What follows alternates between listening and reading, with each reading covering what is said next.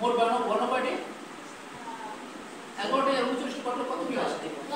50টা। মোট বর্ণ আমাদের 50টা। এর ভিতরে মাত্রা পরিস্থিতি অর্ধমাত্রা অক্ষর আছে 8টি।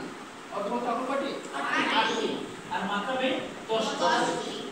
এই জিনিসটা আমরা মুখস্থ করব। এই 8টি নিয়মটা আমি এখানে দাগ দিয়েছি।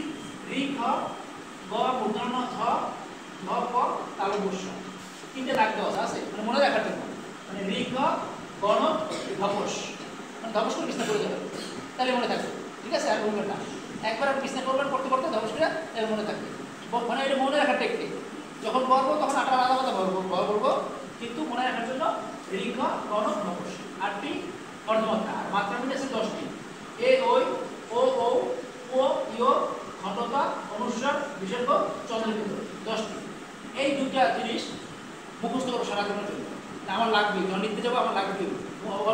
বিভিন্ন পরীক্ষা তো আসে, হ্যাঁ, অর্ধমাত্রা কয়টি অক্ষর, মাত্রা বের কয়টি অক্ষর, বিভিন্ন পরীক্ষা তো আসে। এই জিনিসটা আমরা মুখস্থ করবো। 3বার মুখস্থ করে লিখে নিয়ে খাতায়। কয়বার? 3বার লেখা আছে এখানে, 3বার মুখস্থ লিখতে হবে। বুঝতে পারছেন? যে কোনো প্রয়োজনে আমার নাম্বার দেওয়া আছে, জসিম স্যারের নাম্বার, ফোন করবেন। না বুঝলে ক্লাসে পড়তে গেলে এটা ফোন করবেন। এরপরে আপনার কিছু দেওয়া আছে এখানে দেখেন, উচ্চারণ বর্ণ উচ্চারণগুলো দেওয়া আছে। এই এটাকে বলা হয় কি? উ। এটাকে বলা হয় বর্গীয় জ। এটাকে বলা হয় ইও। এবারে কোন ন কোন স?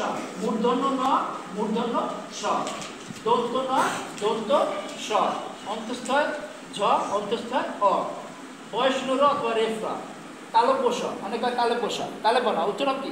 তালব্য স, তালব্য স, ভয়শূন্য র, ভয়শূন্য র, খণ্ডতা অনুস্বার বিসর্গ চন্দ্রবিন্দু। হ্যাঁ, চন্দ্রবিন্দু না কিন্তু চন্দ্রবিন্দু, এটা মনে রাখতে হবে। এখানে দেখেন আমাদের 5টা বর্গ আছে, কণ্ঠ, তালব্য, মূর্ধন্য, দন্ত, অষ্ট।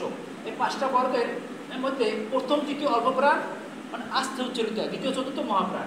কি? ক গ, খ ঘ, চাপটি উচ্চারিত, দেখছেন? চ ঝ, ঝ ঝ।